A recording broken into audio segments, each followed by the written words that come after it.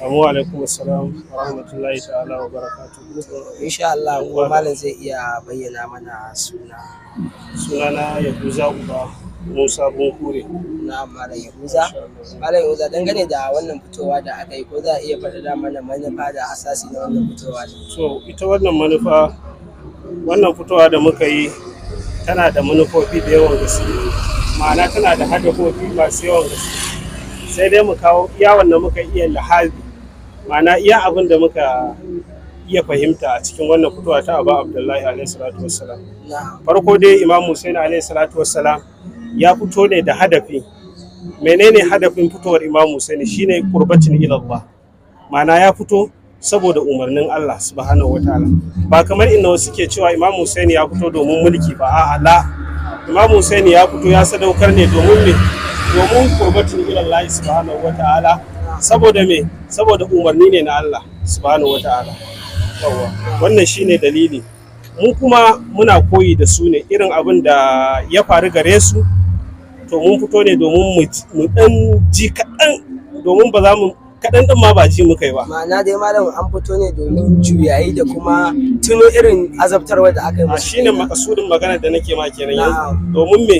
Mun fito ne dan ji me su Imam Hussein suka dan ji da su Zainabul Kubra. To za mu ce mu ba mu ji komai ba, domin ko iya ranar da su Imam Hussein suka sha, to mun ko rabin ko kwata ɗinta ba mu sha ba. To wannan mun fito ne domin mu tuna da su, domin mu dan ji abin da suka dan ji koyaya ne.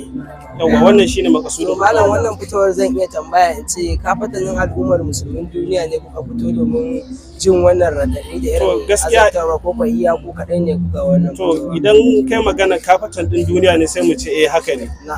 Domin ka je gurin Imam Hussein za ka samu dukkan wata nau'in al'umma da ka sani a duniya, bature ne, balarabe ne, kai kowane ɗan ƙasa ne za ka je ka same shi. Idan ka je za ka je ka gan shi, ya zo domin Aba Abdullahi, musulmi ne da Kirista, kai har wannan ma ba Kirista ba, yana zuwa domin tunawa da wannan abin sadaukarwar da Imam Hussein ya yi. Mun kuma nan Allah subhanahu wataala ya azurta mu da jagora a wannan lahiya tamu, Sayyid Ibrahim Yakubu Al-Zakzaki, wanda yake kiran mu zuwa ga tafarkin Imam Hussein alaihi salatu wasalam. Wannan shine mun fitowar mu anan. Bi ma'ana anan dai wannan fitowa da kuma mun fito ne karkashin jagorancin Sayyid Ibrahim Yakubu. Mun fito ne karkashin jagorancin Malam Ibrahim Yakubu Al-Zakzaki. Masha Allah. Hafizahullah.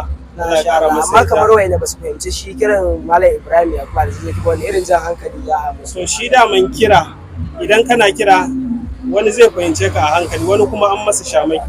Domin mai an ce annasu ada'u ma jibila, su mutane makiyan abin da suka jahilta ne. To don haka su ma mune musu fata su fahimci kiran Imam Hussein alaihi salatu wassalam domin karba masa. Insha Allah malam, muna godiya. Allah ubangiji ya saka da alheri. Insha Allah ku ci gaba da kasancewa da wannan tasha mai albarka, SC Press TV, tashar Maulati sai da alaihi salamu.